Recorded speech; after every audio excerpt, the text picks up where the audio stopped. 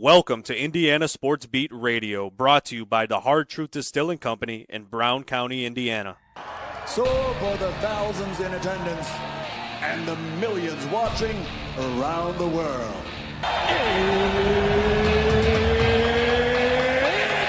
time! Three on the way. Oh! It went in! It went in! And Indiana wins the ball game! Know your role and shut your mouth, you jabroni! Float game for the win! Ayler's gone. Goodbye. Touchdown, Indy. Woo! IU! America! They got a football team now! It's pretty simple. I win. Google me. You know that I'm the cream of the crop! Now, from the Hard Truth Studios, here's Jim Coyle.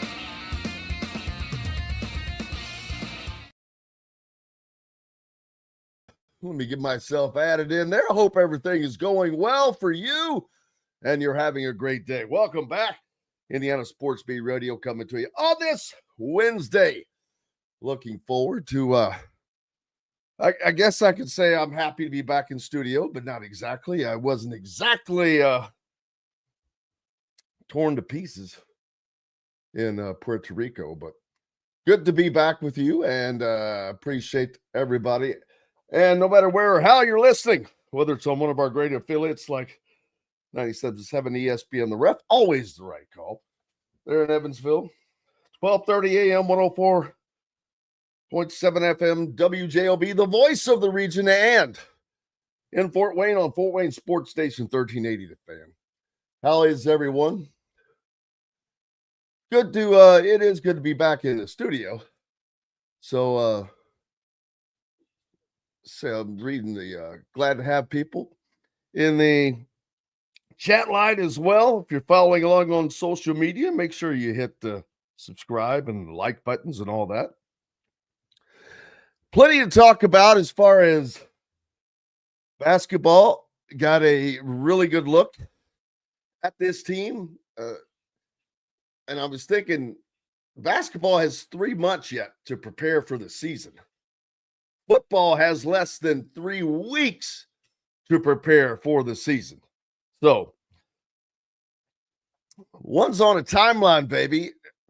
And, but they get to break themselves in with three auto win games. Although that first game against Old Dominion will probably be a test. Old Dominion's going to come in here wanting to play, wanting to give. So, Heath asked, well, what IU Hoops player surprised you by contributions in Puerto Rico? It's a great question because there were a lot of contributions. That's the thing about this team. I don't know that you're going to have a leading scorer. Well, you're going to have a leading scorer, but it's going to be closer than you think. This is going to be a very balanced team. Multiple guys averaging in double figures, up to 4. The 5 starters ultimately may average double figures. It's been a long time since you've had an IU basketball team like that. That means balance. And I think that that's what you're going to have this year. Lamar Wilkerson is probably going to be the leading scorer on this team just because he is so dynamic. Man, he can get to the rim, but he can shoot the deep ball. But Tucker DeVries can do things similar. You've just got so many guys that can score on this team and in different ways. I think it's going to depend upon the team they're playing on a particular night sometimes. But I guess maybe Lamar Wilkerson, just because you really got to see his dynamics on display down there in a full game for the first time for us. I kind of already had expectations of Tucker DeVries, so but his matched. He did not disappoint. I've got to say, if the most surprising, I've got to say Trent Sisley. But I don't want to leave out Alexa Ristic either. Both of those guys play above their years. Trent is a plug and play, ready to play in the Big Ten. I mean, I'm not saying he's not going to get beat. He's going to. He's a freshman. But he is also going to be able to hold his own at times as well. He is strong. He has got stronger. You can tell that weight he's put on is muscle. And in practice, he gets pushed around and you got to push back. But these games were great because you got to see them be leaned on and see these players, lean back and have the ability to lean back. Fred thinks Tucker and Trent will be the key. I don't think that that's the case. I think Trent's going to be a contributor, no doubt, but he's not going to be the key. This team has some, Alexis. There's another guy that is going to surprise. But Tucker DeVries, Lamar Wilkerson are going to be the heads of this snake, I believe. I believe those are the two guys that are going to lead this team in scoring more times than not. But again, it's going to be a very balanced team. There's going to be a lot of double-figure guys. So Dave G says the team that they played the last two games, how would you compare them to a Big Ten team? Well, they're very good. I'd compare them to Illinois without seeing Illinois, since Illinois is built on an bunch of Eastern European teams. So right off the bat, you got that. These guys were not freshmen in college. Most of them were not in college, to my understanding. They were more akin to they're a professional team. So this team was very strong, fast. They had length. I wouldn't compare them to a team that you're going to see in the Big Ten often, though, because they were better a lot of times. They were all athletes. I mean, all good-looking athletes. So it's hard to make that comparison other than, say, Illinois. The offense was probably different. It was more of an Eastern European offense.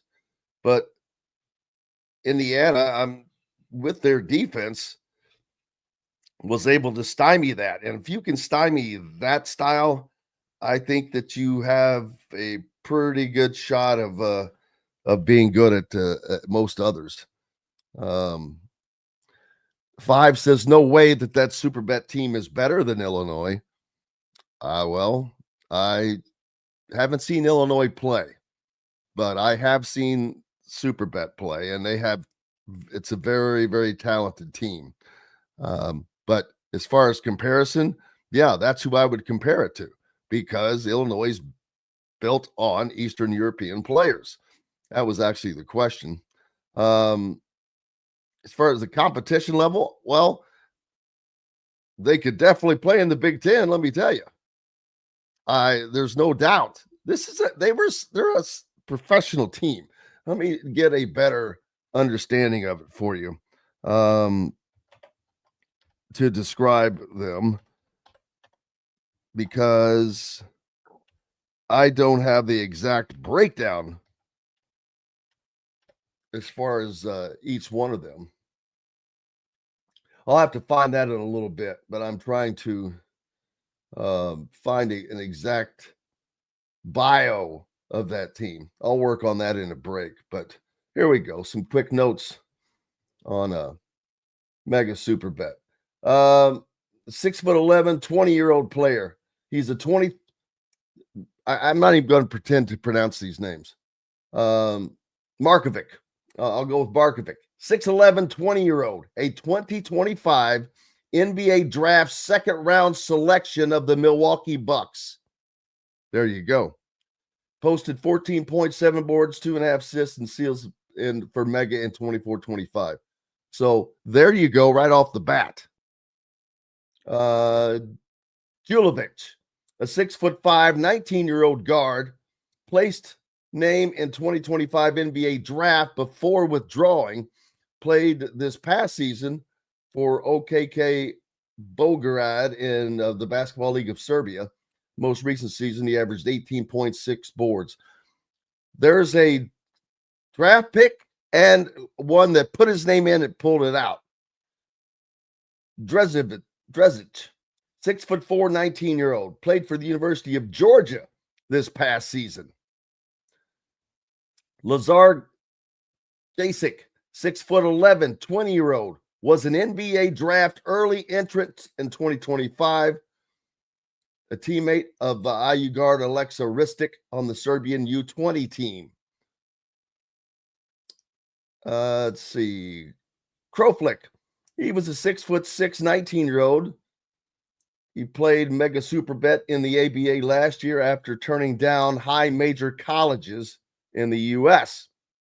Decided to stay where he was. Let's see. Alexa Milinkovic. He's a 6'7", 21-year-old, plays professionally in Serbia. He was a member of the Serbian under 18, 19, and 20 national teams. Let's see. There's another kid who had interest coming from Purdue.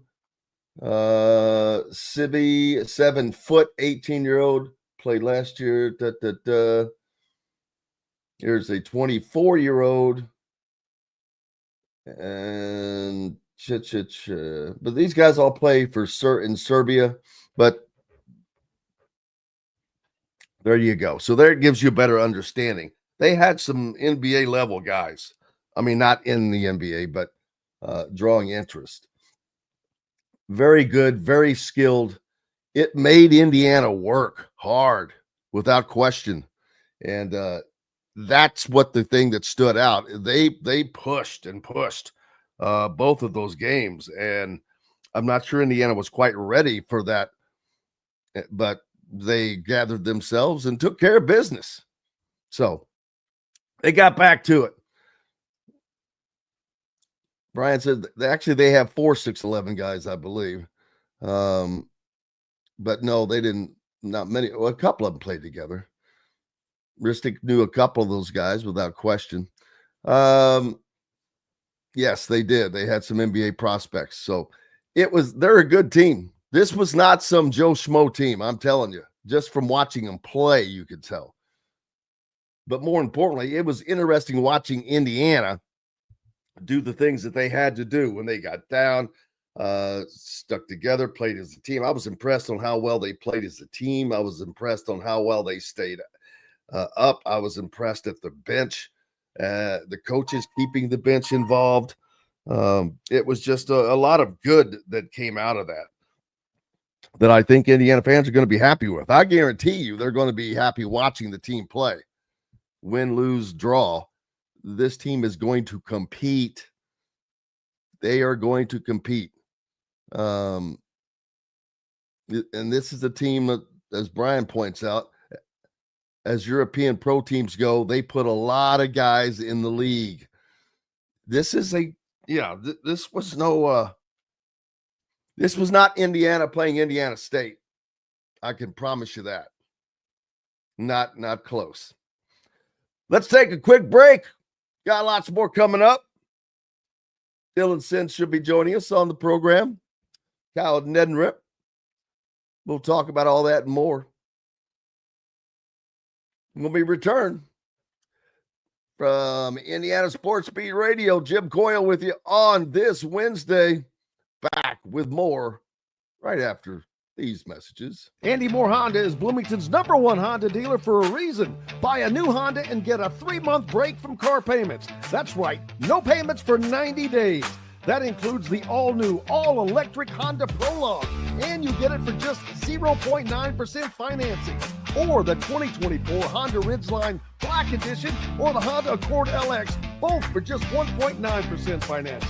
Get more to your door from AndyMooreHonda.com, Bloomington's #1 Honda dealer and your best place for new and used vehicles. If you're looking for a new home in the Indianapolis area, you need Cheryl Sizemore from Brick and Ivy Realty. Cheryl Sizemore has over 2 decades of experience, and that could be the difference in getting the home you want in today's tough housing market. Reach out to Cheryl at CherylSizemooreSells@gmail.com or 317-701-0838. That's 317-701-0838. Let Cheryl Sizemore sell or find your new home today. Located on 325 acres in beautiful Brown County, Indiana, Hard Truth Distilling Company is the biggest and the best craft distillery around. While Hard Truth is already known for producing internationally awarded whiskeys and spirits like Hard Truth's sour mash bourbons, sweet mash, and hard road ryes, as well as their cinnamon vodka and the always popular toasted coconut rum. Hard Truth Distillery offers so much more. With a full-service restaurant, ATV, and distillery tours, as well as live music, you can spend an entire day at Hard Truth Distillery while making your entire family or group happy. And that's the Hard Truth. Hard Truth products are available across Indiana, as well as many other states. So no matter where you shop, if they don't carry your favorite Hard Truth product, tell them you want the truth, the Hard Truth. Hard Truth Distilling Company encourages you to enjoy all of their products responsibly and to never drink and drive. Welcome back, Indiana Sports Beat Radio on this Wednesday. Happy to have you along and joined by the great Dylan Sinn. Where are you coming to us from today, brother, with that nice little greenage background, foliage in the background? This is my front porch, just doing a little bit of a different angle today. So we're going to see how it goes. Dude, I just came up with a new angle, a segment angle for you, not necessarily for us, but it would work for us. But in the JG there, every Friday, you just do a little article, Dylan Sinn from my front porch. Yay? Nay? Look, Well, I think that might be a hit. I think it could work. I think. Yeah. Sounds good to me. There's always a delay between us, I think. But just returned from Puerto Rico, and it was nice to see that open scrimmage when we had that, but nothing compared to what we were able to see down in Puerto Rico with this team. It really, you got to see everything on display, the offense, the defense, effort, team camaraderie, team chemistry. There was so much that was on full display, and it was definitely worth it as far as having an understanding of what Indiana fans are going to be able to look forward to.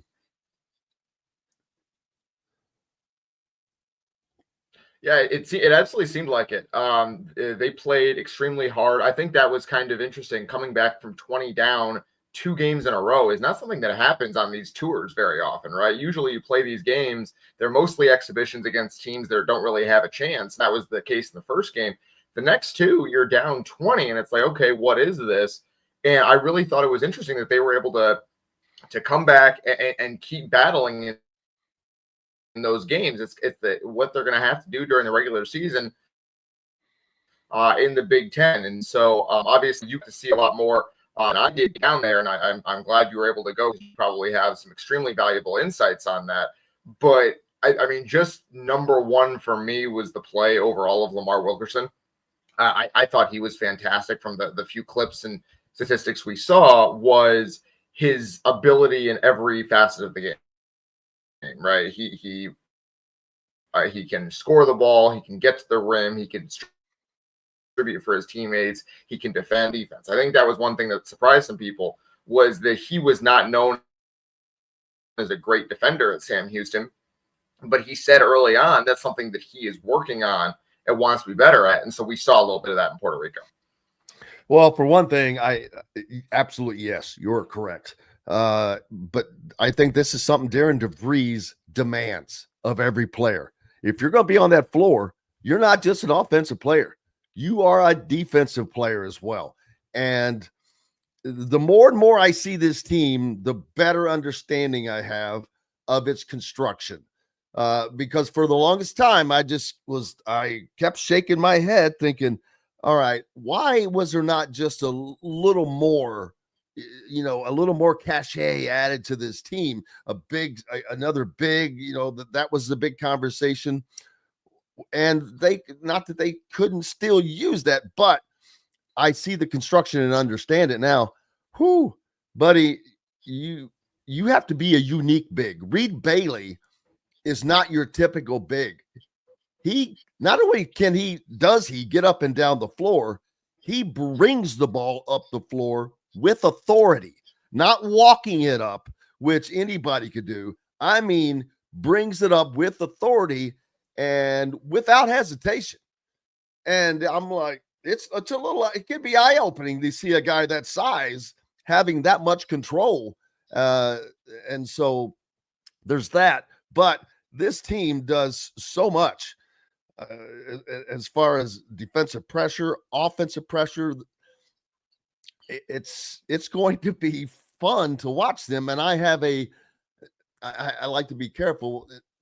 I didn't have a baseline really prior to this. None of us did. None of us said we had zero baseline prior to the open practice. And then that gave us something, but still not a lot. This gives me a baseline of where to look at this team. And I'm like, they're going to strain and stress a lot of teams. They're going to put a lot of stress on teams. And that's what the plan is. And so I immediately thought of a team like Purdue because I know what they have. We know what they're going to look like.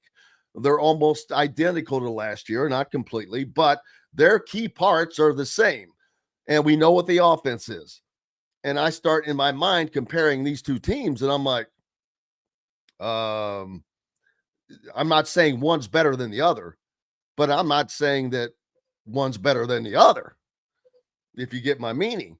I can see this Indiana team competing easily with that Purdue team because of the defense that will come from Tatum Conaway, that will come from Lamar Wilkerson that you just mentioned. These guys, they're going to be able to defend those types of guys. And I'm like, Indiana can easily win that game, easily lose that game. But they're not going to be an 8-point underdog against them, I don't believe.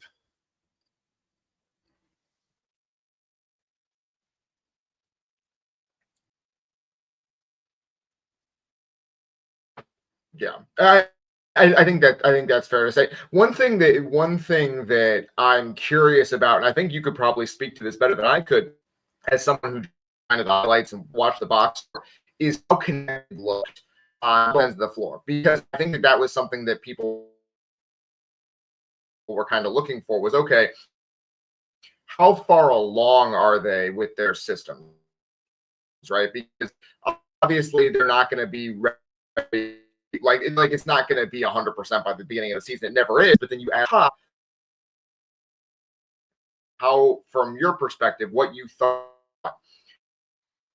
how did they look in terms of we know where to be next to each other? Do they need to go before November, I guess, would be my question. I think that after 3 more months of practice, this team is going to be lethally dangerous because at the speed that they already move at is fast. And that's a great point that Dylan brought up. And they're already in good enough position that it's like both of those games, for whatever reason, they had slow starts. The second game, I just naturally assumed it was tired legs because of the previous game. this was the end of this long run of being in Puerto Rico, where not only were they playing these games early on, we're in August, but they were doing these excursions. For the fans that went on that trip that, had the packages, part of all that was on non-game days, they had excursions, whether they were going to the rainforest, kayaking, whatever the case may be. But the team was doing that as well. Coaches were involved in that stuff as well. So that's one of the reasons why when you see the price of those things and you say, oh, that's unbelievably expensive. Not really. If you were a fan and you could have gone to that, that is one I would have recommended. That will probably be the best one that they ever have, because it's the first one. It's a smaller group of people that went. The access was unprecedented for fans. They were around the players and the coaching staff on a constant basis. And so much so that I guarantee you Darren DeVries, because he's unbelievably personable, he knew every single person by face by the end of that trip. And after their second game, the players and the coaching staff went along the baseline and thanked everybody. But that's part of what this brings to this team here as Dylan rejoins us back to his normal confines there. I was just talking while you were gone away that one of the things that I did see is they are far along because of the speed that they move, Dylan. This offense, I'm amazed at how well they did, that they were able to make that comeback, 23 points in the first game. But it was all, both times, predicated on their defense. And they in the first game, they chipped away at that lead in the first half, the latter stages of the second quarter. And they played quarters, by the way, which not sure of how much of a difference that makes. Basketball needs to go back to quarters. Men's basketball in college is the only entity that does not use quarters in basketball now. NBA, WNBA, women's college basketball, high school basketball, European basketball. American college basketball is the only one that doesn't use quarters. I don't understand that. That's a different point. But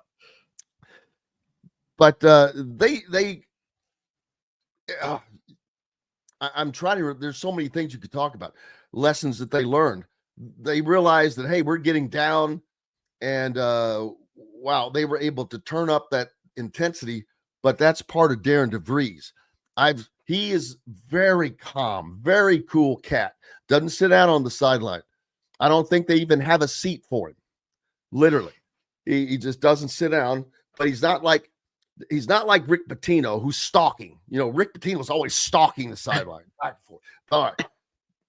Darren DeVries is just a little more cool, but there was it was a bad call that I thought could be a turning point in that second half of the second game.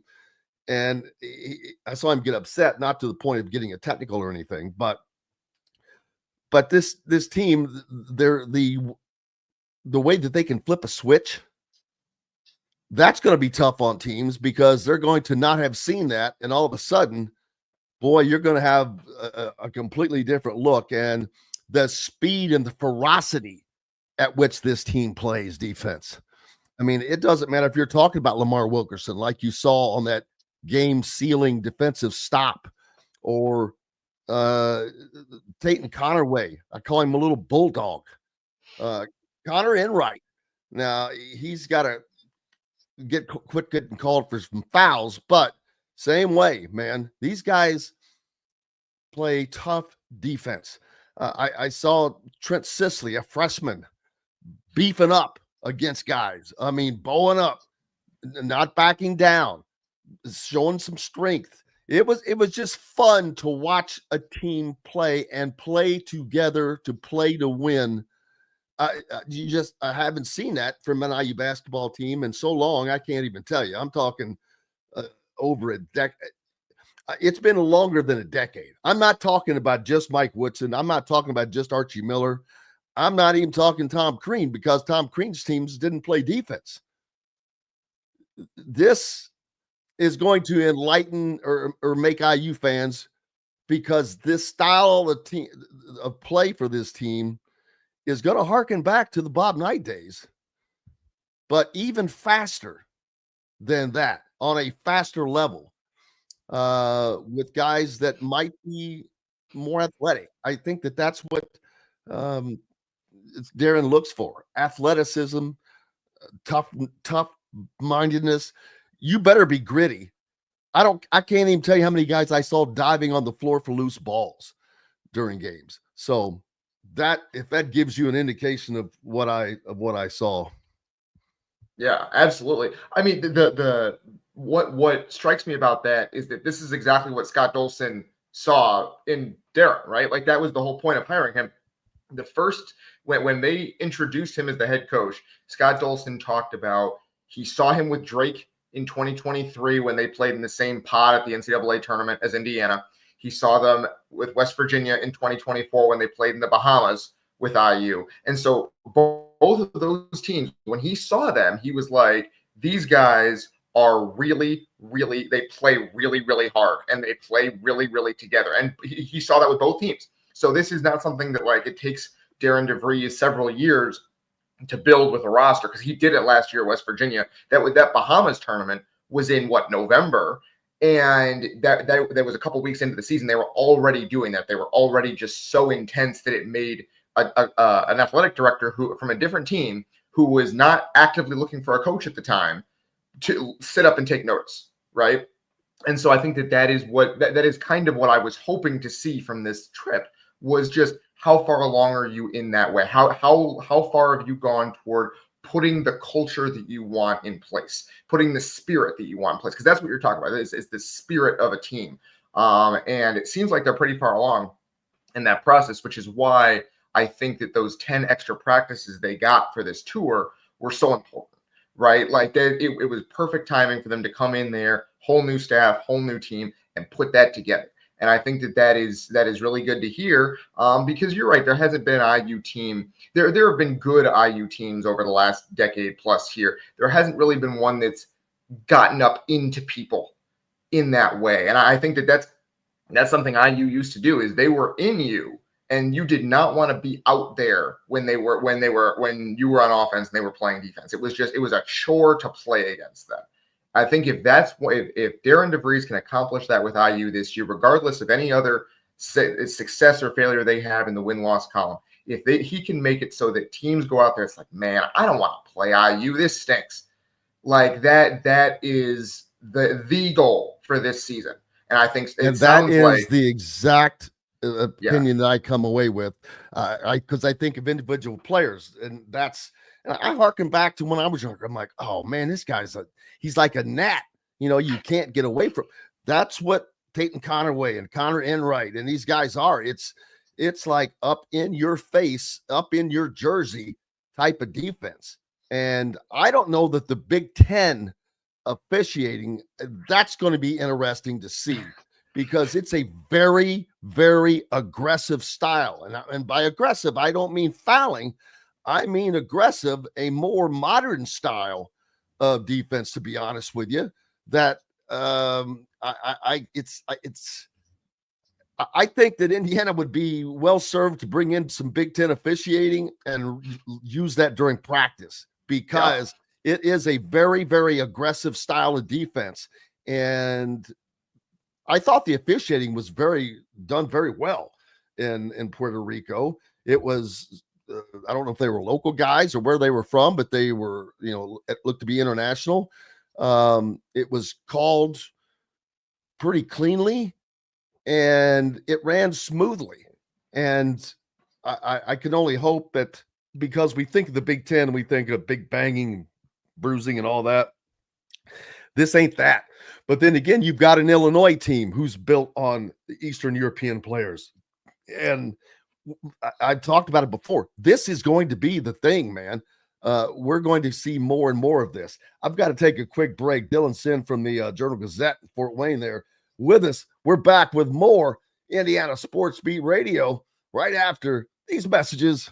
Know a team or group needing a fundraiser? Boost Fundraising raises more money faster and offers the most unique and user-friendly online fundraiser in the nation. Your team receives personalized fundraising pages for each team member. Free team-branded promo gifts shipped to each donor. Boost Fundraising does it all. Sports teams, marching bands, charity causes, and community groups. Go to boostfundraising.com and be sure to enter the promo code COYLE, that's C-O-Y-L-E, to receive a discounted fundraiser. Located on 325 acres in beautiful Brown County, Indiana, Hard Truth Distilling Company is the biggest and the best craft distillery around. While Hard Truth is already known for producing internationally awarded whiskeys and spirits like Hard Truth Sour Mash Bourbons, Sweet Mash, and Hard Road Rye, as well as their cinnamon vodka and the always popular Toasted Coconut Rum. Hard Truth Distillery offers so much more. With a full-service restaurant, ATV, and distillery tours, as well as live music, you can spend an entire day at Hard Truth Distillery while making your entire family or group happy. And that's the Hard Truth. Hard Truth products are available across Indiana, as well as many other states. So no matter where you shop, if they don't carry your favorite Hard Truth product, tell them you want the truth, the Hard Truth. Hard Truth Distilling Company encourages you to enjoy all of their products responsibly and to never drink and drive.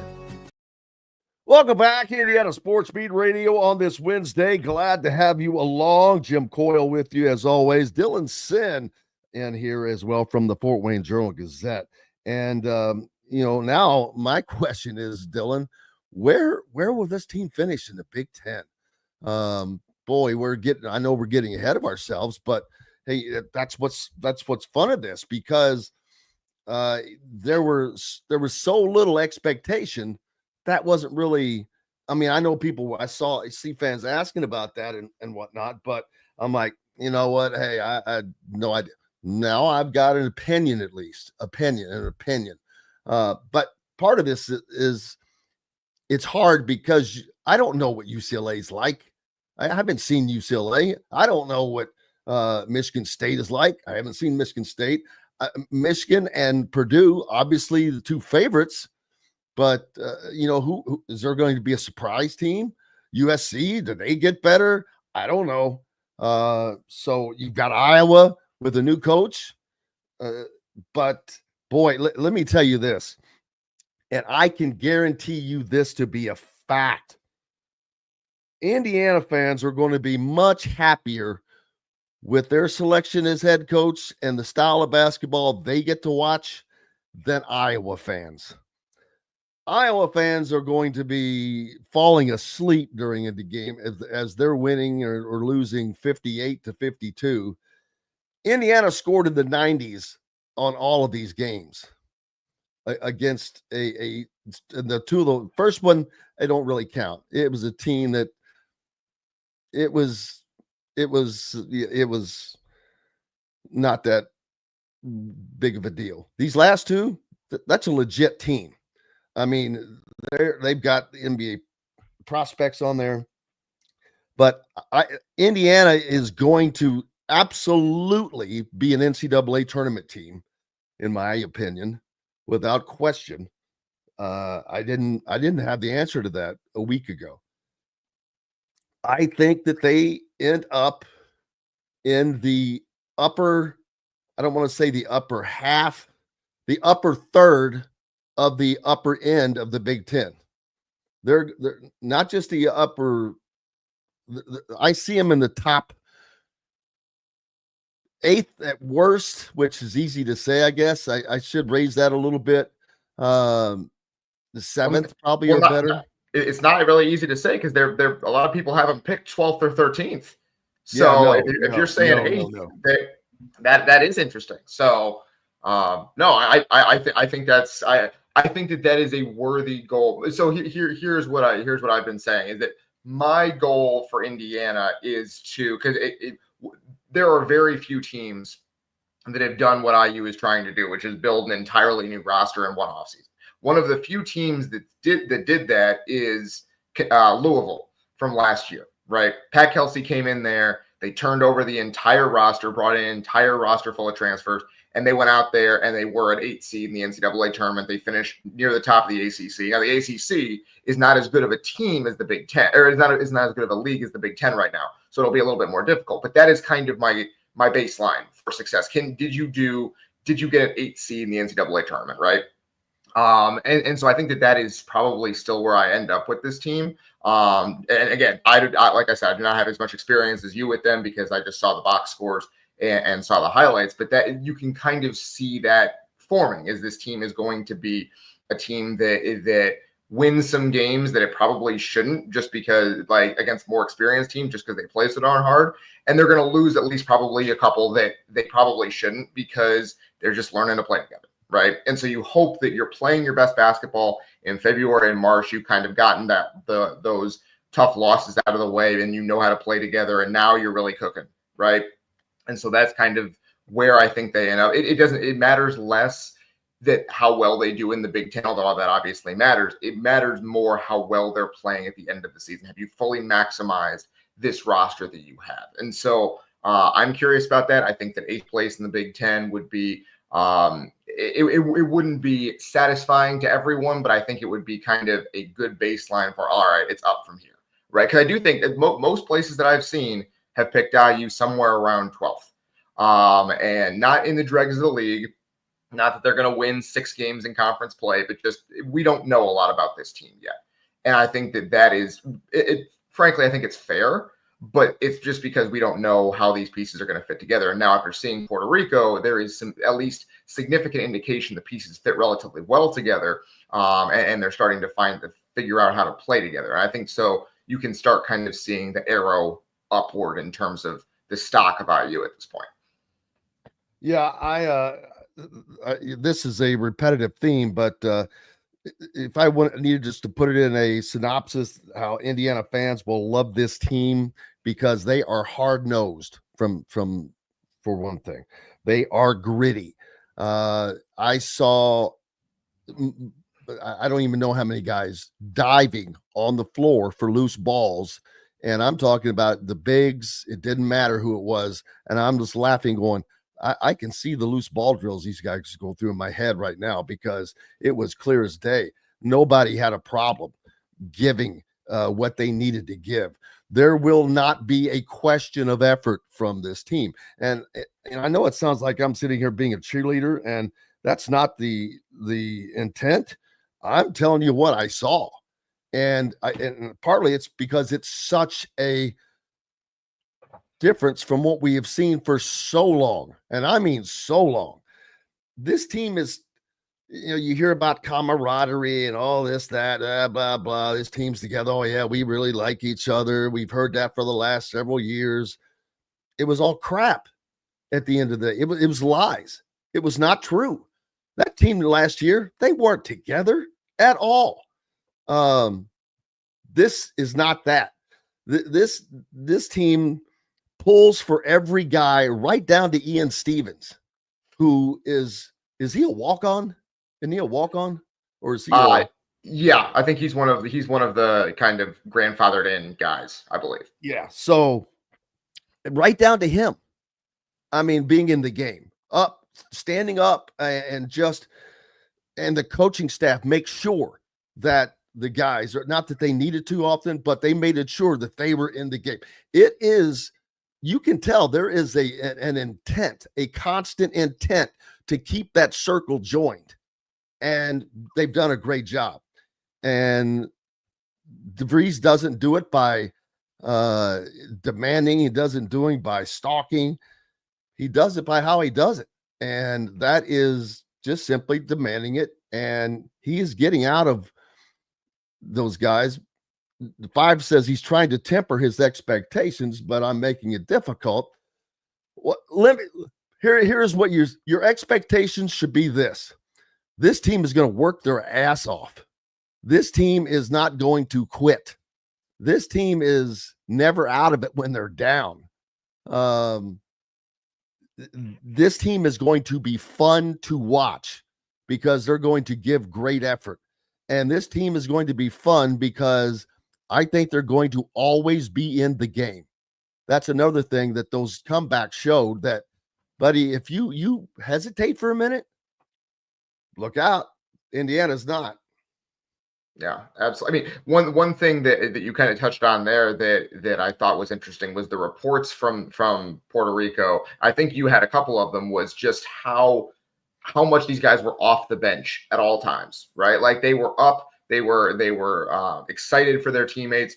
It was I can't remember who it was, but someone said the official had to tell them a couple of times, "Hey, you guys got to sit down." That was you, right? Yeah, like they had to tell them to sit down, which is not something you see from a lot of teams, right? Like you see the replays of old NCAA tournament games, not just IU, but anyone, and guys hitting shots and players on the bench. And these were exhibition games.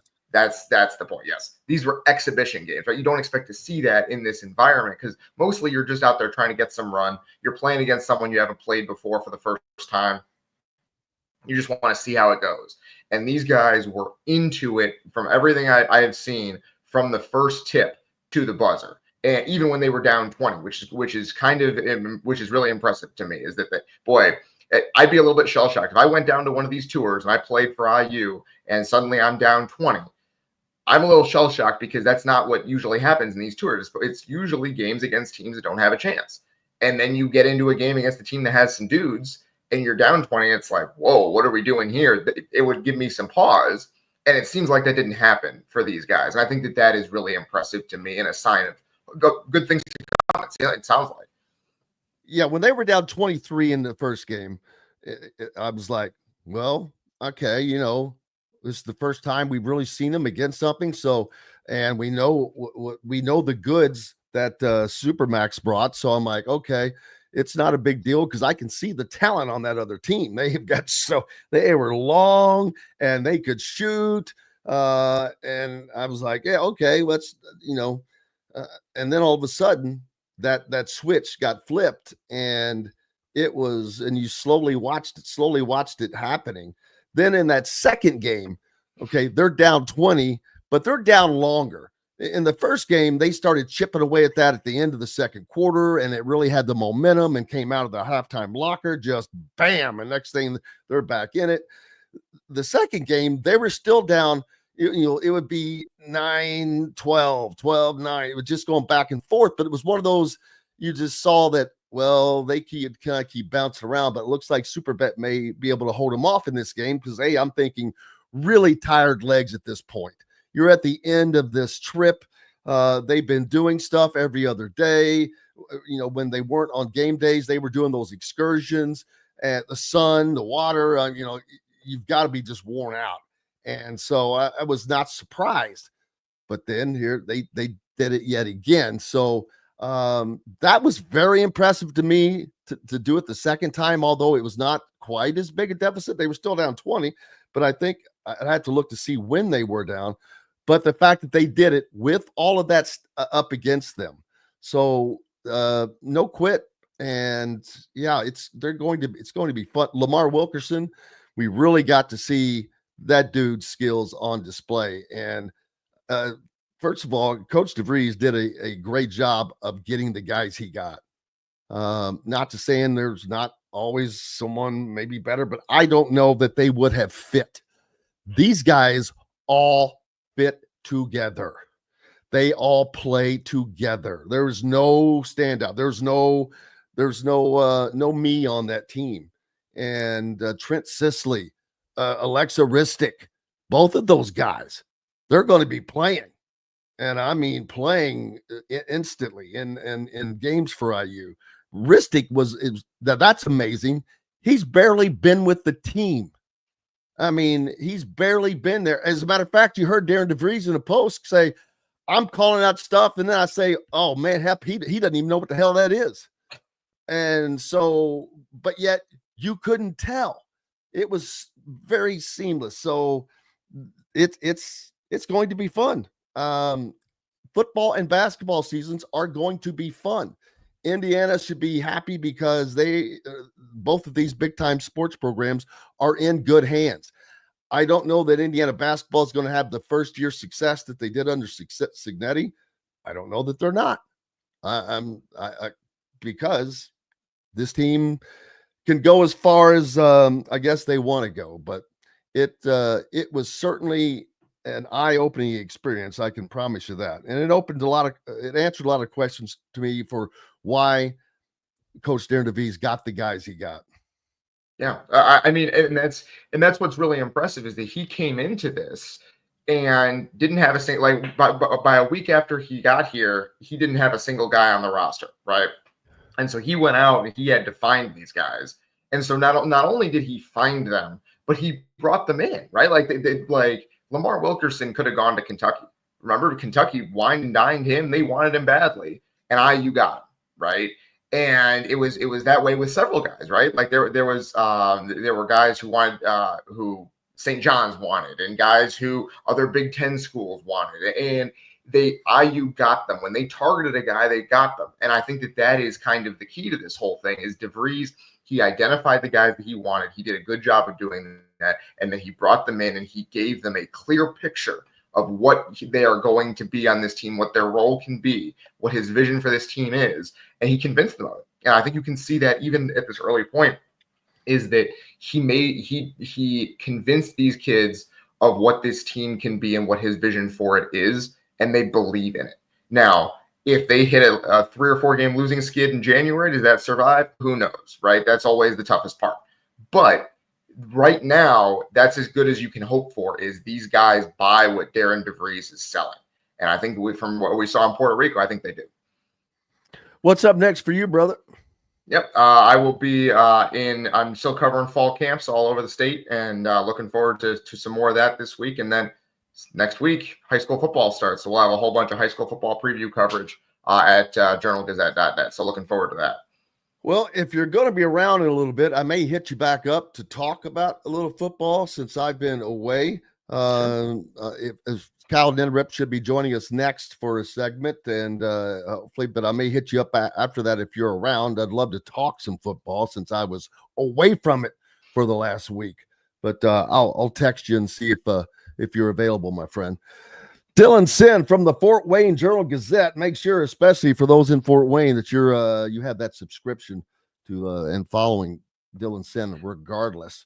Back with more Indiana Sports Beat Radio right after these messages.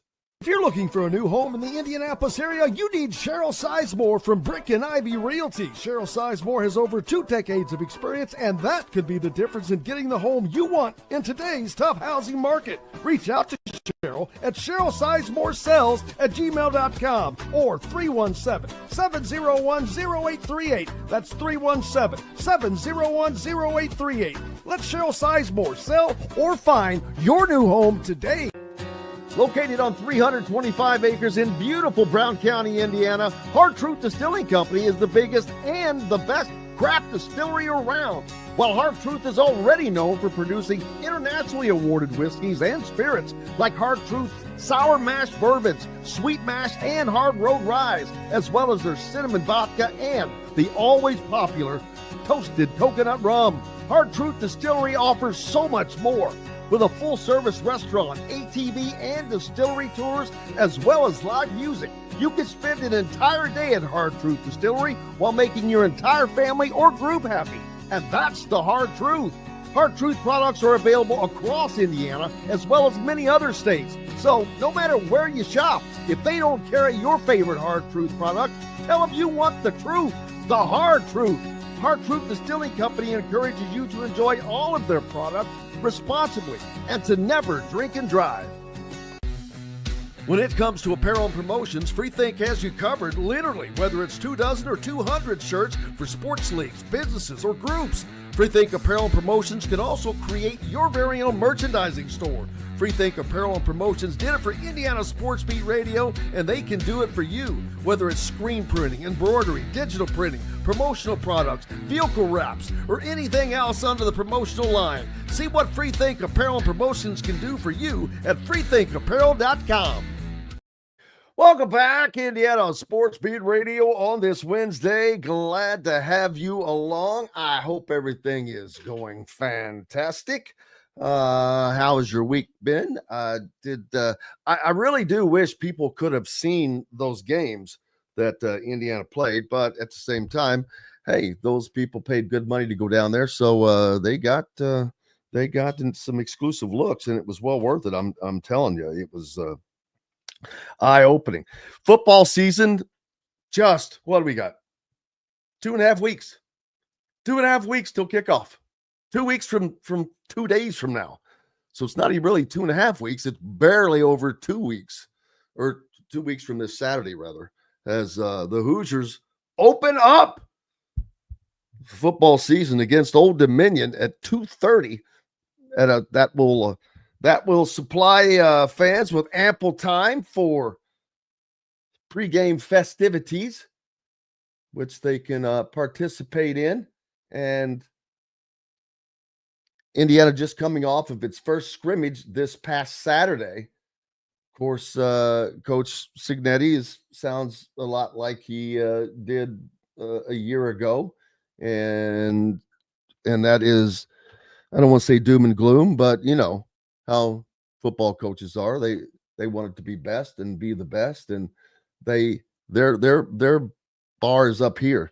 But Kyle Neddenriep from the Indy Star joins us now. Kyle, how you doing, man? We're deep into the latter stages of fall camp. I was talking about Indiana opens up the college football season 2 weeks from this Saturday, which is, even though we see the countdowns, oh, it's 150 days out, it's 100 days out. All of a sudden, when it's here, you're like, wow, it's really here. It's here. And that includes the high school football season. First of all, it's the first time I've gotten to see you in a few weeks. How are you? Doing well. How are you doing, Jim? I cannot complain, man. Just it's been busy, but fun, as so much going on. The high school season's around the corner. Lots of recruiting is starting to really become a bigger thing now, because the better the programs are in the state, it seems like it benefits the high schools, because it really generates buzz and more buzz in recruiting, because when guys are going out of state to schools, that's nice and all for them, but it doesn't really generate the buzz in state. And when Purdue gets back around to being better, and I think that Barry Oldham will get them to being better, at least, that's going to be fun with, although Notre Dame doesn't seem to recruit a lot of guys in this state. It's more, I've seen more success from the Ohio States and the Michigans than Notre Dame, but maybe that's just my bad perception. No, I think there's some accuracy to that. I'd be interested to go back and actually research that a little bit more. Notre Dame does seem to get, it seems when they do come in, it's definitely for that top line guy like Mark Zachary last year, or, Sheldon Day or Jack Kaiser, more recently. But yeah, I mean, they have a hand in the state, but they also are a national brand name, and they go wherever they, pretty much wherever they want to, I would say. Ohio State's they're a program that when they come in, it's always tough for the in-state teams. They don't always they go after the top guys sometimes, not they're not always in here. But they seem to pluck out their share.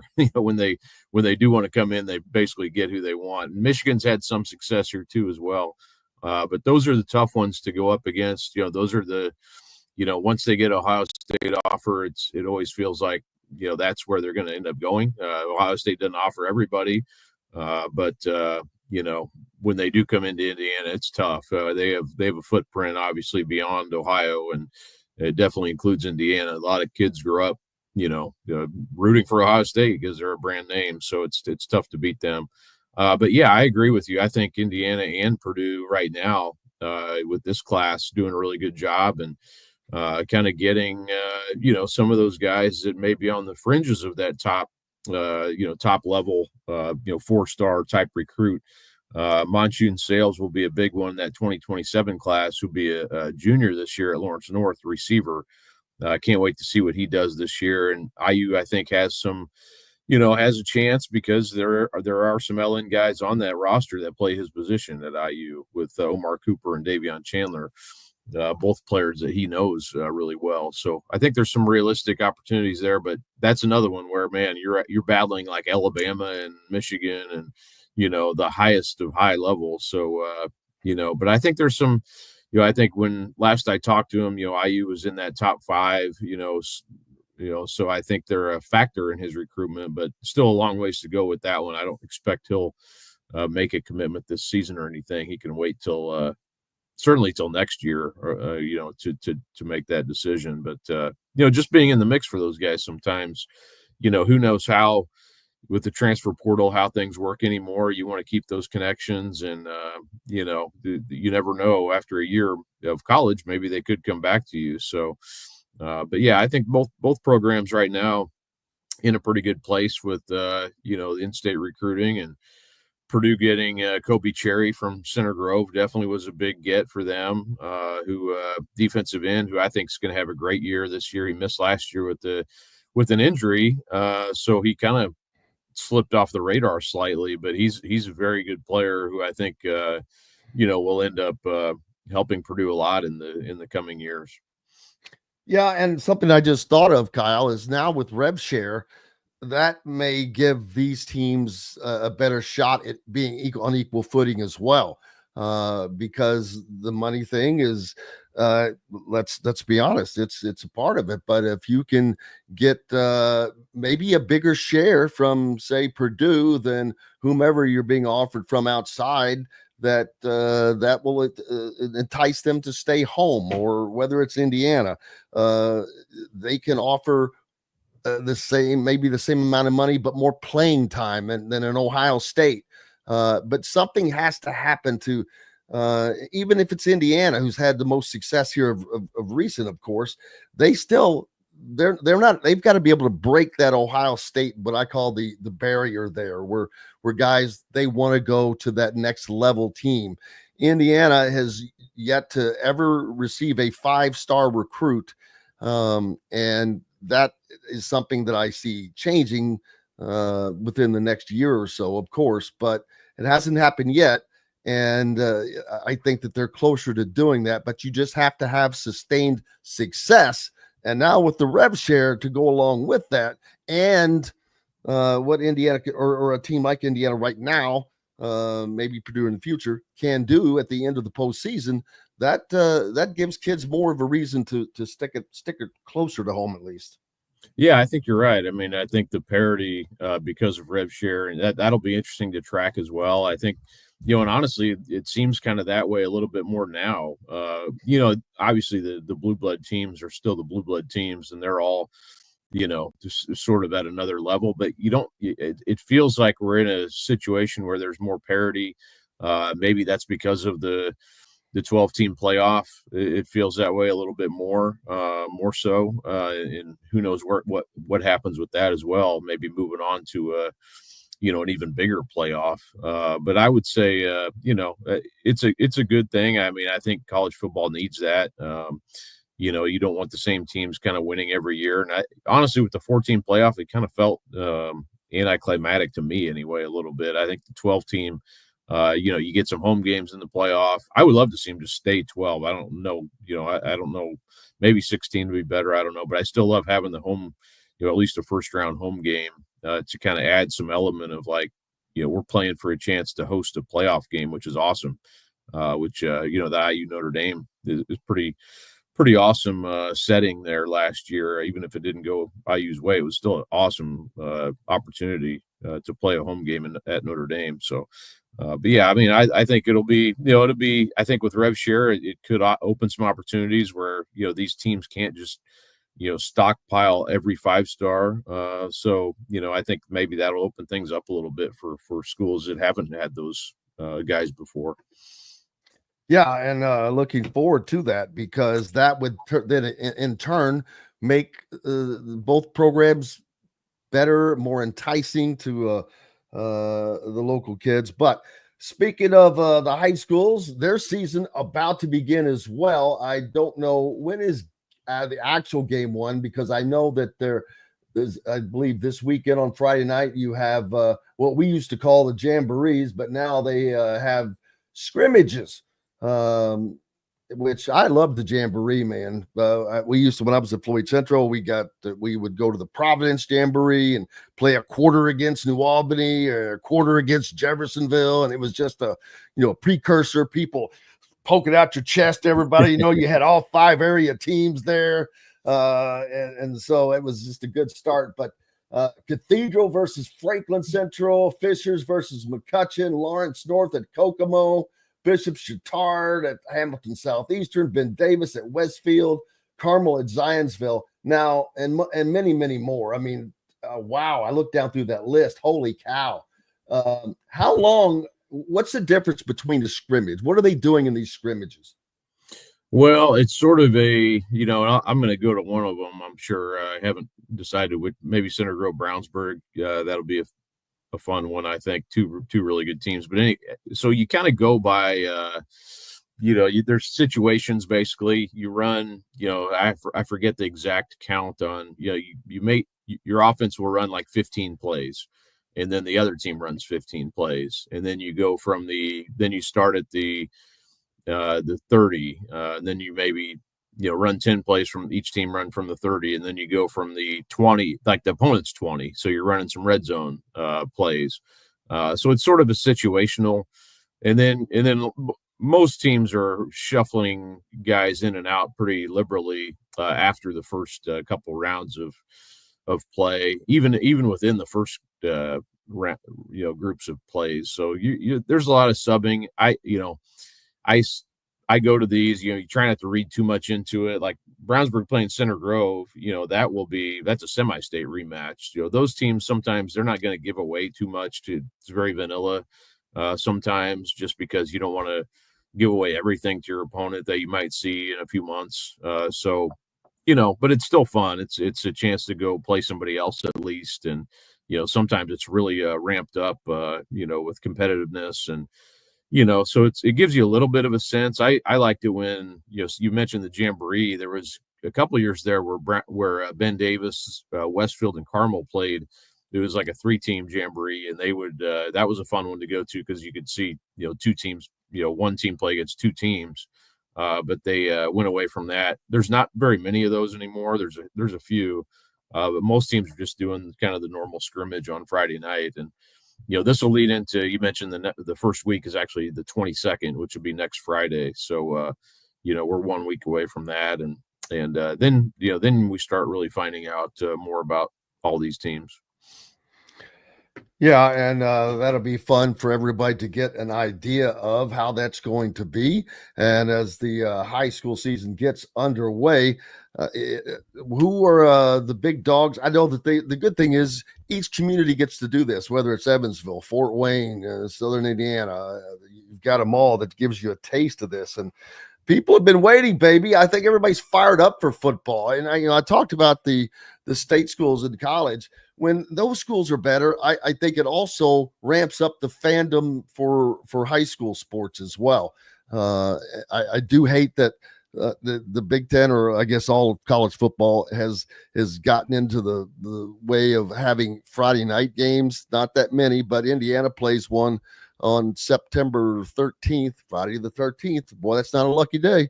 But they play Indiana State on top of that. Nobody likes that, but it is what it is. But how much is that even really impacting high school? I don't know. I mean, I don't love it. I don't think any of the coaches. I remember Tom Allen railing against it, and they hate it. Yeah, I mean, it cuts into their recruiting a little bit, or if they want to go see a guy play. But like a lot of things in college sports, TV just runs it. So there's really nothing they can do. It's like, we're kind of just in a world where TV runs everything about college athletics, including the formats and everything. So it's just sort of at the mercy of that. I mean, I think we're beyond the point of going backwards on it. I guess I'm a little bit traditionalist that way. I just, you want to get everything off the plate. So you got high school sports for that night anyway. That's kind of tradition. Even the communities within the school, you want those kids, instead of going to IU game or whatever college game, to come to the school game. And I think most of them do anyway, at least from the student's perspective. But if you're a parent, I could see if you have season tickets to IU or Purdue, you're probably going to go, because you're paying for that. You're probably going to go to that game instead, or have to give those tickets away somehow, or sell them or whatever. So, I don't love it, but, I don't know that it cuts into a lot, but it kind of divides our attention like a lot of things anymore, rather than kind of giving that night to high school sports. But, like I said, we're probably beyond, it sounds like old men yelling at the clouds type of thing now to debate that. But yeah, I don't love it, but I don't think we're going backwards either. Yeah, no, you're not putting that green toothpaste back in the tube, because it is definitely colored green for certain. Yes. But the start of this football season, what are your expectations? And I guess in the overall, let's see, someone asked, who's Kyle think is going to win the DAC? Oh man, that's a little bit out of my range. I mean, the best teams up that direction. Where is that? Which conference is that? The Duneland. That'd be the Northwest Indiana. Oh man. I would say the best teams up there are the Crown Point is definitely, I think, going to be good again. Penn. What about Penn, man? When I was in school, Penn dominated. Yeah, they're sort of they've been good but not great here in these last few years. I think Merrillville's going to be good. They do have the Hobart Brickies. Yeah, they dominated. Yeah. They were good a few years ago again. But yeah, I would say up in that direction, that corner of the state, I'd say Crown Point, Merrillville are probably the best teams to watch. Always a strong that is a strong area for football. But I would say Crown Point's kind of on a level where, I think they have the attention of the 6A teams down in central Indiana now. So I think they're a team that possibly could, get to that semi-state again like they did last year. They lost pretty bad to Westfield last year, but did beat them 2 years ago and made it to state. They have some people they have to replace on both sides of the ball, but they do have Trevor Gibbs, who's going to IU as a tight end or linebacker. Who's a really good player, and I think he'll be in the mix for a lot of awards by the end of the year. So that's just a very solid program. They've done a good job building that up. And then in 5A, like I said, Merrillville, I think, and I think Penn you could throw in there as well, will be a factor. They're always solid. They're maybe not the power that they once were, but still a factor up in that direction of the state. Of course, in the metro Indianapolis area, you've got the usual suspects, Ben Davis and Carmel and all. Who is there a surprise coming this year? I mean, you mentioned Carmel. I'd be curious to see what Kevin Wright does there at Carmel, being back as coach now. I think that'll be fun to see what they do. They were a 3-7 team last year, so they are a team that program that's obviously been very good over the days. Especially when Kevin was there about a decade ago. So, I think they'll be a team that maybe you wouldn't really call Carmel a surprise, I would say, but, they might never can when you have 40,000 students. Yeah, exactly. So it's not like they're the little Milan team winning single class basketball. So, but I think they'll be a team that only won 3 games last year. I think you could maybe fit them in that category of a team that could surprise a little bit. But I would say, I would say it'll be a year where, their 6A's always got a lot of balance, and I think we'll see that again this year, especially around our area. Just a lot of teams that can win it. Yeah. So what's coming up next for you at the Indy Star? I know there's tons of coverage coming out as always. Yeah. I mean, we've got our Super 25. I saw somebody complaining I didn't mention New Pal. New Pal's very high on my list of teams. We had our Super 25 come out today, which is a ranking of all the teams in the state, any class. And so that's out this morning. I was kind of conservative with that a little bit, going off a lot of last year. I think Brownsburg, putting them number 1, I think is fair. I mean, they have 10 starters back on offense from last year's title team. So, But I have New Pal very high on that list as well. They're moving up to 5A this year, but they have 18 starters back. And Kyle Ralph goes without saying, he does a great job every year with that program. So they may be the favorite to win 5A this year. They're that good. So, oh wow, yeah, I mean they're now legit. that would be extraordinarily impressive for a team to move up to 5A and win it. And they have Cathedral in their sectional, so that won't be. I mean, I can't wait for that. Yeah, that possible game down the road would be awesome. And they've played before in the playoffs, and it's been great. So that's hanging out there. Although New Pal has they played Decatur Central early in the year. That'll be a fun game to see. Decatur, another team that's moving up from 5A to 6A. So you have some teams moving up that won titles last year, including Heritage Hills too. They're moving up to 4A from 3A. So a lot of really good teams in different classes this year. So that's kind of an interesting storyline as well. But yeah, it should be, like I said, that Super 25 is out. We'll have a lot more preview coverage. Our super teams will be out, which is best players in Central Indiana. That'll be out, I believe, on Monday. So, but yeah, a lot more coming. Did I make the list? You're on there, yeah, for sure. That's the first time ever. I always have to ask, man. That's position I played, man.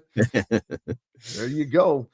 Well, Kyle Neddenriep from the Indy Star. Make sure you're going there. Have a subscription first of all, so you can keep up with all of his incredible statewide coverage. Although obviously focusing on Central Indiana for the most part, but covers everything and knows about everything. Brother, we appreciate you. Great to see you again. All right. Sounds good, Jim. Thanks. Thank you, sir. Kyle Neddenriep joining us here on Indiana Sports Beat Radio. We've got more coming up. Well, we've got to take a little break. The ISC Sports Network is your home for sports content across the Hoosier State. Find us live on TV and streaming or archived on our website and our app. The ISC is your one-stop shop for the content you want to see, including high school sports, college sports, and other great events throughout the year. Subscribe to our streaming service and get access to it all. ISC, local lives here. Know a team or group needing a fundraiser? Boost Fundraising raises more money faster and offers the most unique and user-friendly online fundraiser in the nation. Your team receives personalized fundraising pages for each team member. Free team-branded promo gifts shipped to each donor. Boost Fundraising does it all. Sports teams, marching bands, charity causes, and community groups. Go to boostfundraising.com and be sure to enter the promo code COYLE, that's COYLE, to receive a discounted fundraiser. If you're looking for a new home in the Indianapolis area, you need Cheryl Sizemore from Brick and Ivy Realty. Cheryl Sizemore has over 2 decades of experience, and that could be the difference in getting the home you want in today's tough housing market. Reach out to Cheryl at CherylSizemore@gmail.com or 317-701-0838. That's 317-701-0838. Let Cheryl Sizemore sell or find your new home today. When it comes to apparel and promotions, FreeThink has you covered, literally, whether it's 24 or 200 shirts for sports leagues, businesses, or groups. FreeThink Apparel and Promotions can also create your very own merchandising store. FreeThink Apparel and Promotions did it for Indiana Sports Beat Radio, and they can do it for you. Whether it's screen printing, embroidery, digital printing, promotional products, vehicle wraps, or anything else under the promotional line. See what FreeThink Apparel and Promotions can do for you at freethinkapparel.com.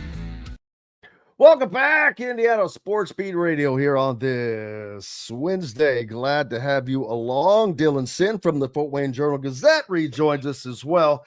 Man, so I've been, obviously out of touch with IU football a little bit over the last week, and I know they're pushing. They're only, like I said, 2 weeks from this Saturday, man, opens the season, and it's a big difference between basketball, especially. I'm a little surprised on how far along Indiana basketball looked. I'll be honest with you, both offensively and defensively. And obviously it is much tougher to get a football team together, especially when the faces have changed, and even more especially when the face changes at your point guard position, which is quarterback. It's more than a point guard. The quarterback is more than just a point guard. It's a little bit of everything, to be honest with you, because they have so much decision making to do, so much reading to do, so much knowledge that they have to, it starts and ends with them every play.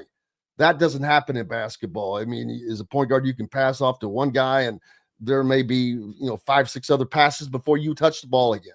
So in football, it begins and ends with the quarterback position.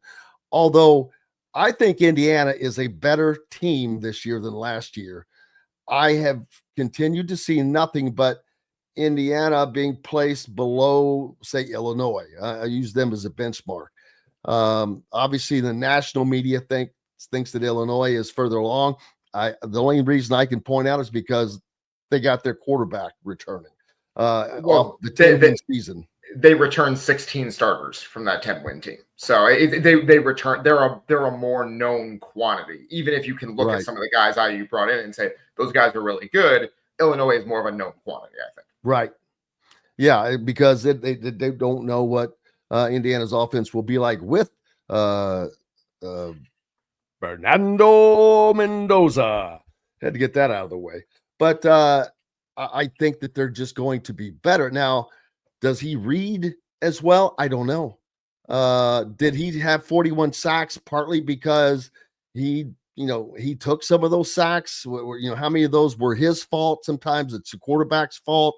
Did he not get rid of the ball? I find it hard to believe that he didn't get rid of the ball much because he threw for 3,000 yards, so the ball comes out of his hand.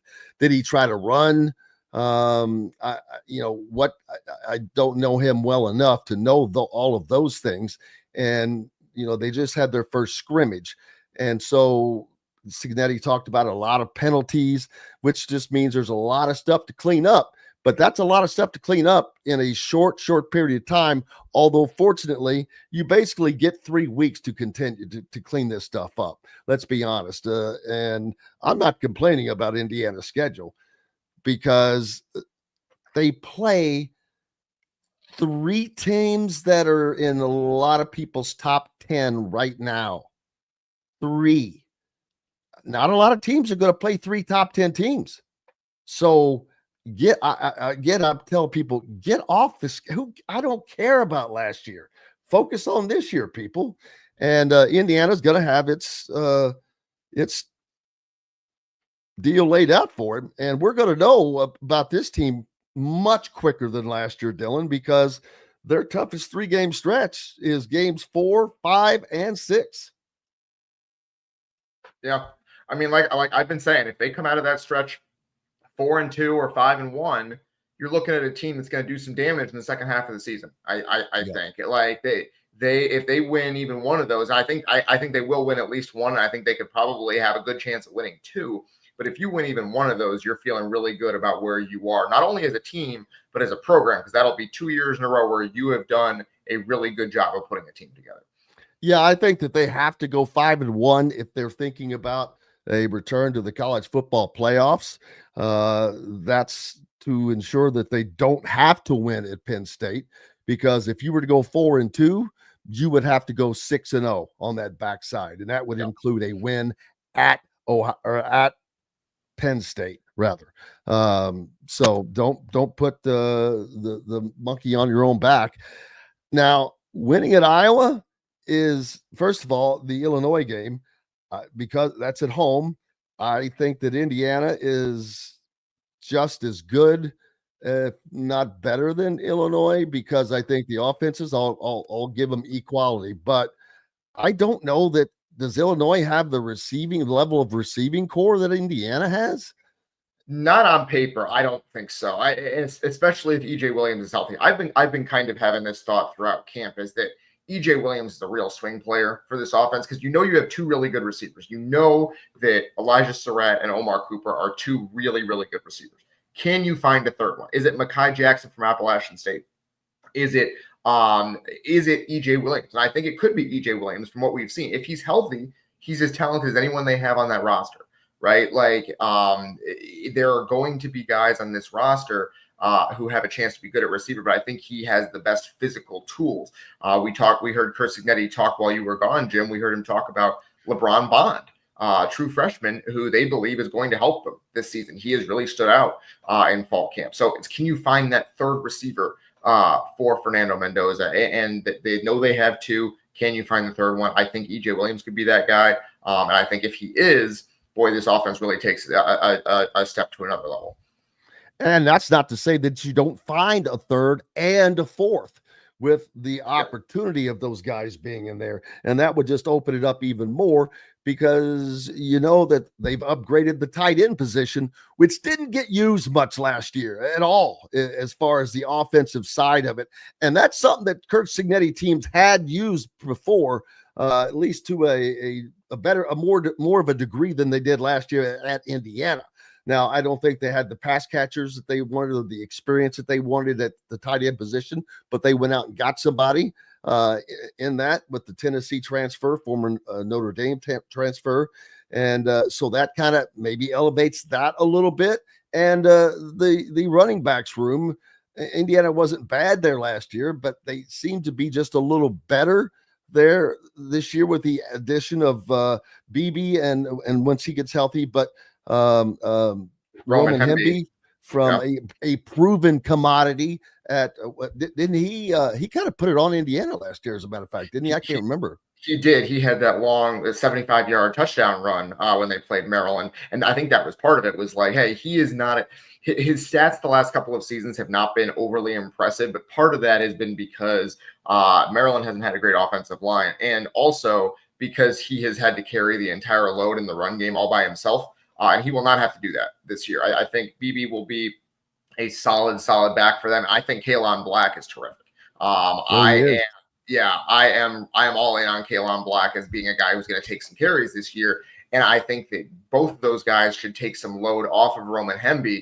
And if he is healthy and he is at full strength, he is as good of a running back as there is in the Big Ten. So that was a huge get for them, not only for who he is, but for who they were able to put around him. Yeah, both of those guys are big play threats at any time. I saw Kaelon Black do it. When was that he had that just bam gone? I forget when he did that, but both have breakaway speed. And when you have the throwing capacity that Indiana has, which forces the strain on the defense to cover those guys and open up the middle, well, obviously you're giving yourself an opportunity for the guys like Roman Hemby and the crew to just break one, and they can do that. That's, Indiana has weapons at all three levels, and you have to have that. And then you look at the defensive side, they're loaded there at all three levels. So Indiana has the weapons they need. It's hard to believe we're saying this again, even though it's the second season.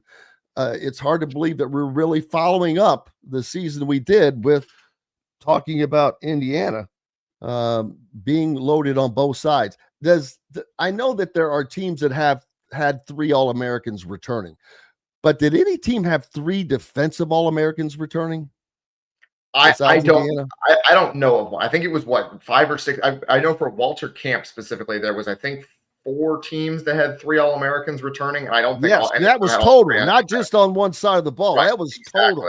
Right. It was 4 or 5 teams that had total 3. I don't think anyone had 3 on defense specifically other than IU. That's really, really impressive. Yeah, especially we're talking about Indiana, and more so because every one of those guys came from James Madison, I believe. Yep, all 3: Kamara, Fisher, and Pons. Yeah. Well, maybe next year we'll see if they can play in the Big Ten. Yeah. Yeah.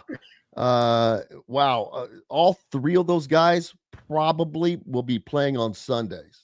Yeah, 100%, I think. And the question on defense that is kind of surrounding this team right now, and we're going to get some more information here in just a few hours, is Lewis Moore and the situation going on with him right now.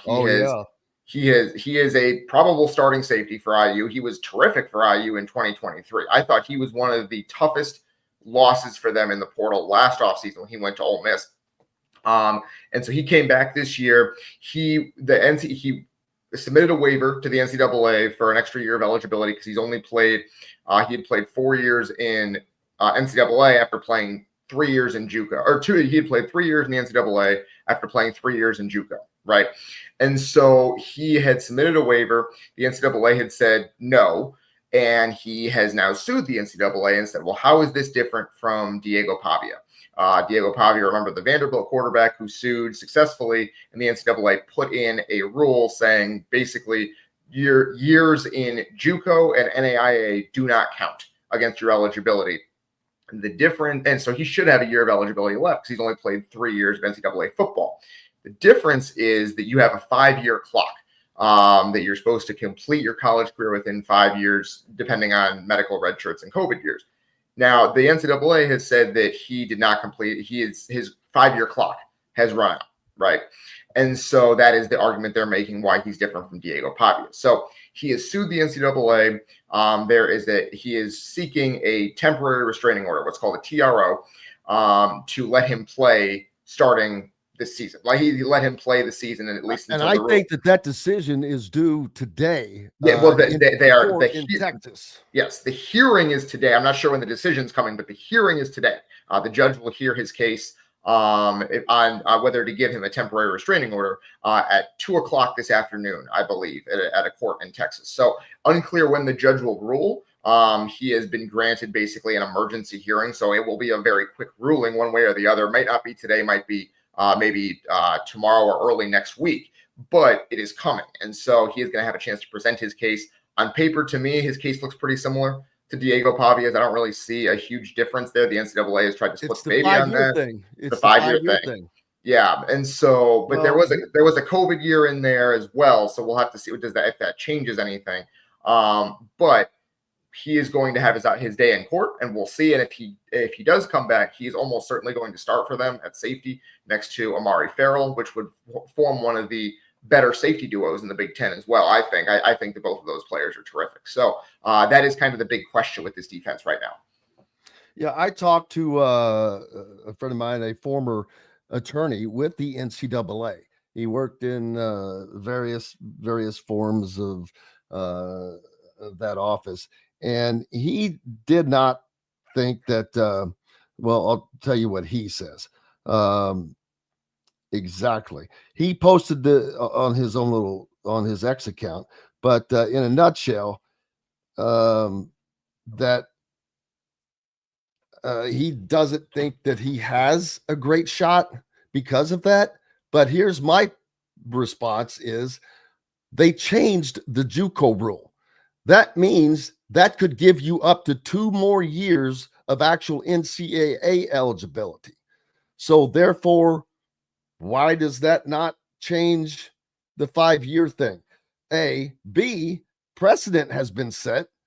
How many different players have been allowed to play outside of the 5-year window with a medical red shirt, with a COVID year, whatever the case may be?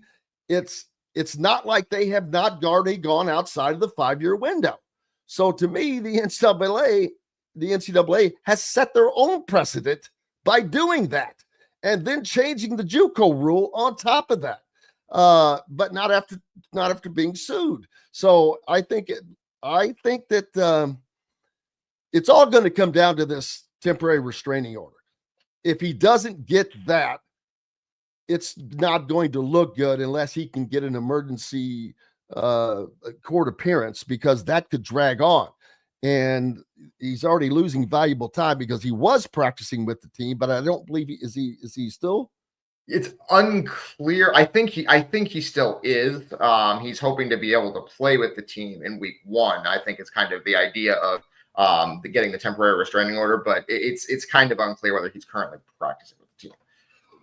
The opinion of Michael Mangarelli was that, obviously, as you mentioned, the temporary restraining order in district court in Texas today was to bar the NCAA from even making a ruling. That tells me, this is coming from Michael Mangarelli, that he knows he's not getting a favorable waiver ruling and needs to preemptively block them from making a decision, which could be correct, or it could be just to add to the chance of not having to wait for this to come to, because they're 2 weeks away from game one.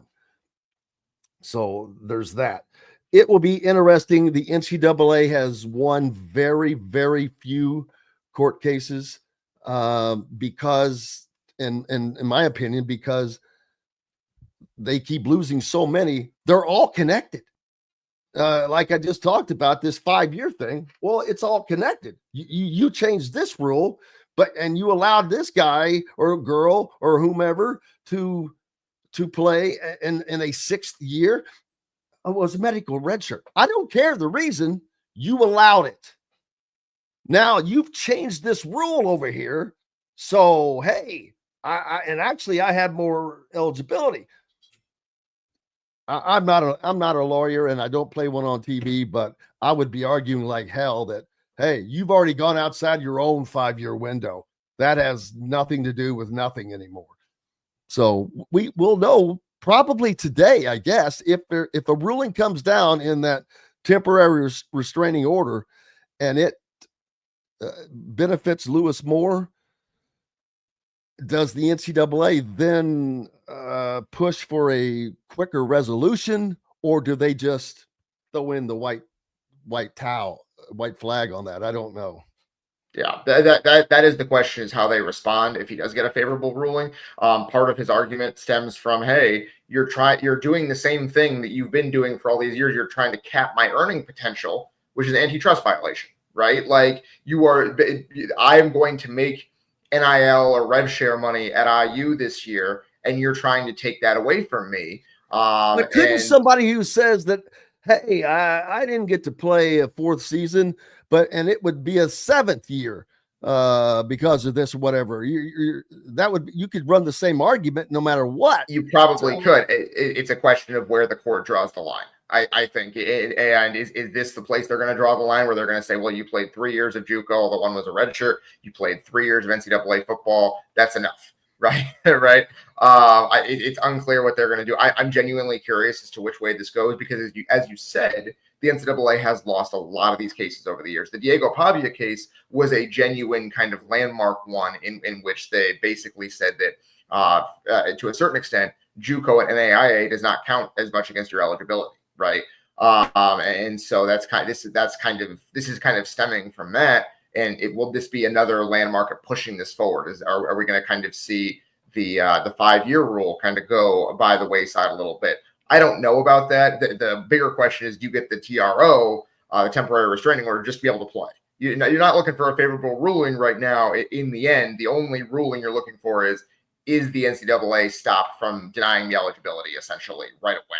And so that's kind of the situation Lewis Moore is in. And if he's back, boy, that's a huge piece in IU secondary. And to be clear, he has been practicing with the team. But if he is out there, he is a really, really valuable piece. I mean, 2 years ago, I don't know how many people remember the end of the Tom Allen era, because it does seem so long ago. But Lewis Moore was arguably the best player on that defense.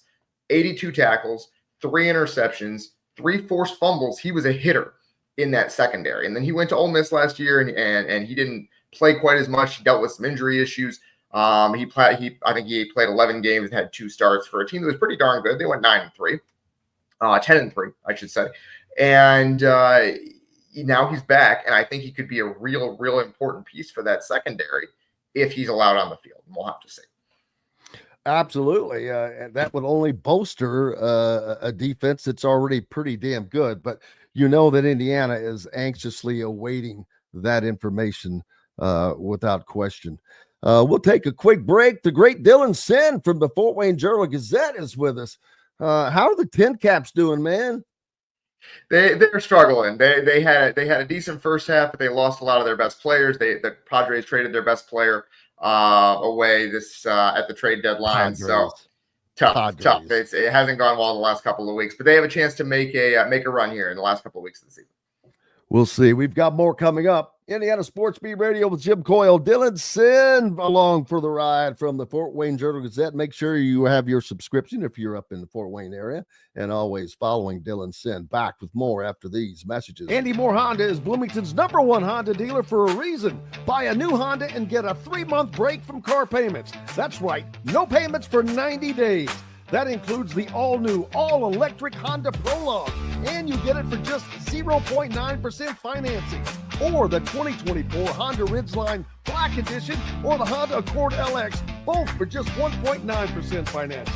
Get more to your door from AndyMooreHonda.com, Bloomington's #1 Honda dealer and your best place for new and used vehicles. If you're looking for a new home in the Indianapolis area, you need Cheryl Sizemore from Brick and Ivy Realty. Cheryl Sizemore has over 2 decades of experience, and that could be the difference in getting the home you want in today's tough housing market. Reach out to Cheryl at CherylSizemooreSells@gmail.com or 317-701-0838. That's 317-701-0838. Let Cheryl Sizemore sell or find your new home today. Located on 325 acres in beautiful Brown County, Indiana, Hard Truth Distilling Company is the biggest and the best craft distillery around. While Hard Truth is already known for producing internationally awarded whiskeys and spirits like Hard Truth Sour Mash Bourbons, Sweet Mash, and Hard Road Ryes, as well as their cinnamon vodka and the always popular Toasted Coconut Rum. Hard Truth Distillery offers so much more. With a full-service restaurant, ATV, and distillery tours, as well as live music, you can spend an entire day at Hard Truth Distillery while making your entire family or group happy. And that's the Hard Truth.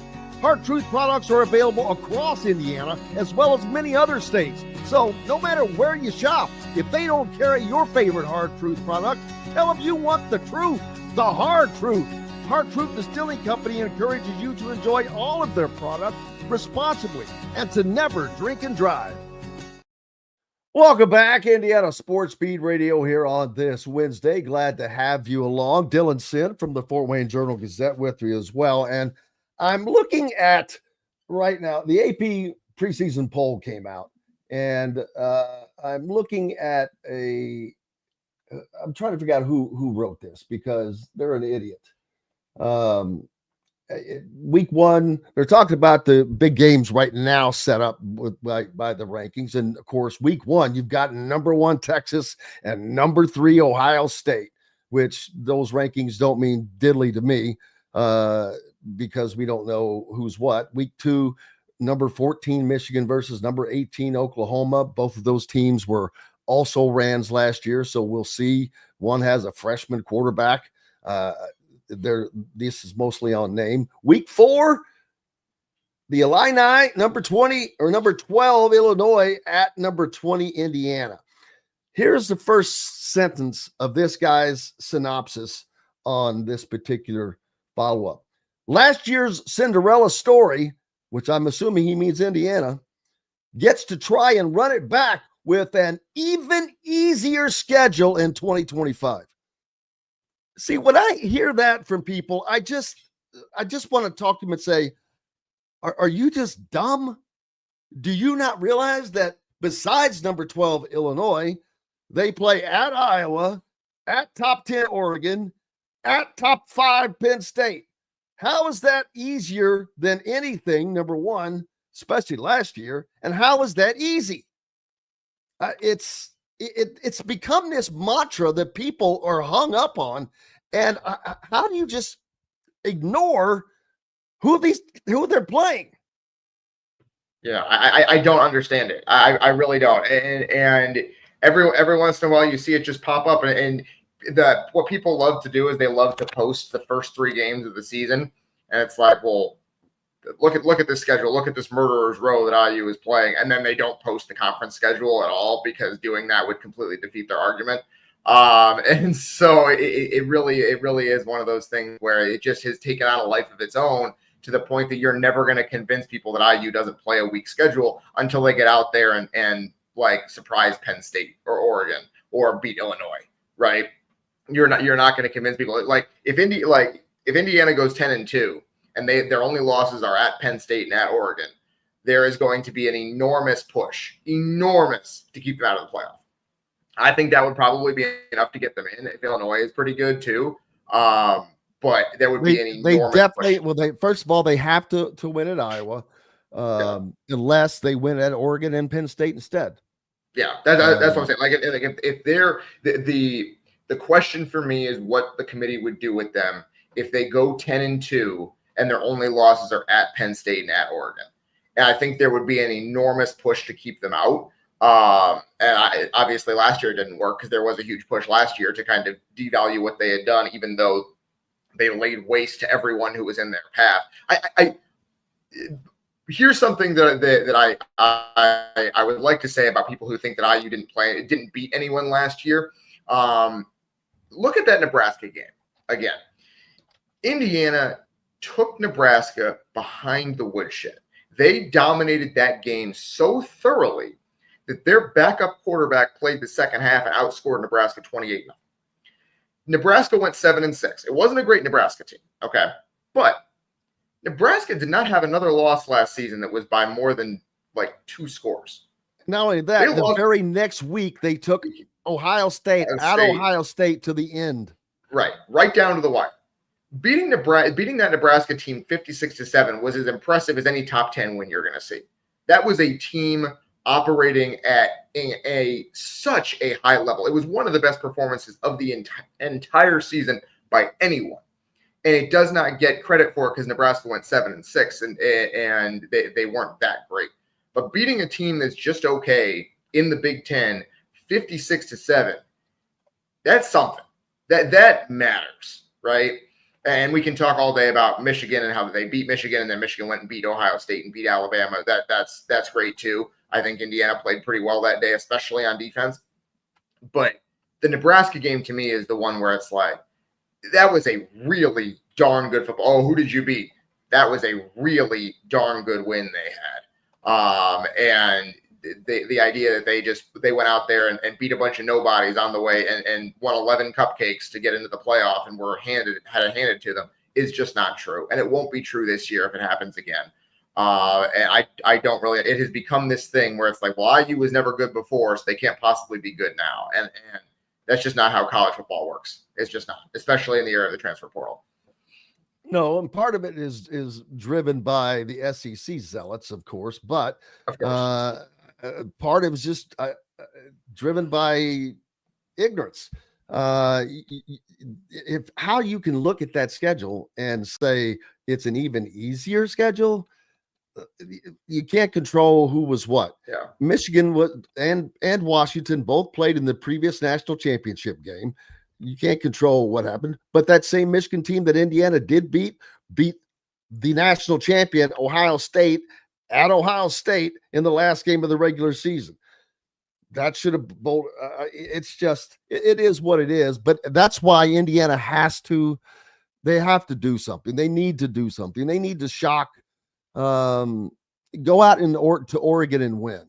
I mean, really do something surprising. I definitely think you have to win at Iowa, no matter what. And like I said, unless you were to win at Oregon and Penn State and success of both of those, but you've got to win a marquee win. They just really need to get a marquee win. Is it fair? Not necessarily, because people sure forget that it was not that very long ago that Indiana was routinely every year playing Michigan, Michigan State, Penn State, Ohio State, and generally getting one of the Big Ten West Division's best teams year in, year out. I mean, how many years in a row did they have 4 games against top 10 teams?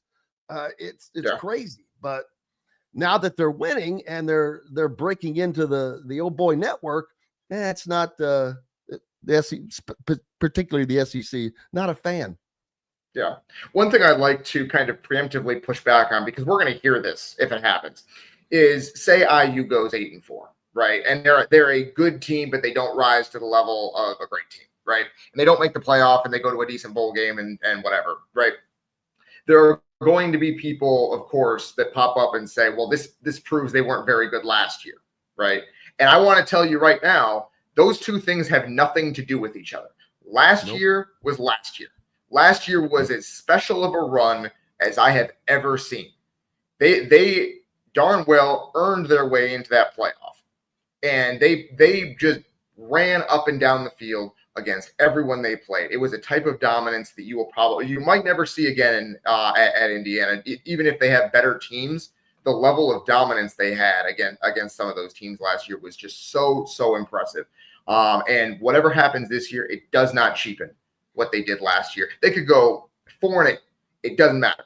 That does not cheapen what they did last year. They deserved everything they got last year. And it was just a really special season. And IU fans, I'm probably preaching to the choir here, but to anyone who is not already convinced, don't let whatever happens this year color your memories of last year, because last year was just so special that it will be remembered. You should remember it as one of the greatest seasons that you will ever see, regardless of what happens this year. It really is. It really was a lot of fun.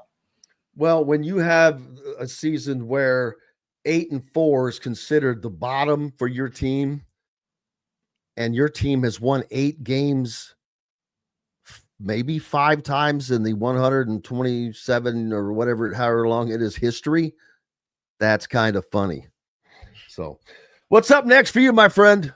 Yep, I'll be out there. High school football starts next week, so I'm all over the place this week, and obviously still covering camps as well. Looking forward to following this Lewis Moore news this afternoon as well. So all over the place as usual, but looking forward to the start of football. It's getting pretty close here. Buddy, we appreciate you. It was fun having you on all day. Fun getting to just hash it out. We may have to do that again. I enjoyed it. Absolutely, Jim. You let me know. Thanks for having me on, as always. Appreciate it. Make sure you're a subscriber to the Fort Wayne Journal-Gazette if you're up in that area, and following Dylan Sinn. Appreciate you, brother. We'll see you soon. All right. Looking forward to it. Absolutely. Dylan Sinn joining us here on Indiana Sports Beat Radio. That is going to wrap it up for us today. Back tomorrow to do it again. I believe tomorrow may have Dustin or Brian Walsh on. So tomorrow's Thursday. Yeah, I believe that is the day. So former IU assistant coach Brian Walsh, now over at Ohio State. So looking forward to talking to him and much more. The coach will be with us, I believe. There's plenty to get to. Thanks a lot for joining us. Appreciate you guys as always. Until tomorrow, I'm Jim Coyle. I will see you on the radio. Thanks for listening to Indiana Sports Beat Radio.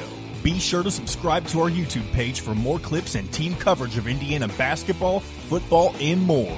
You can also find full episodes and tons of other content on thehoosier.com.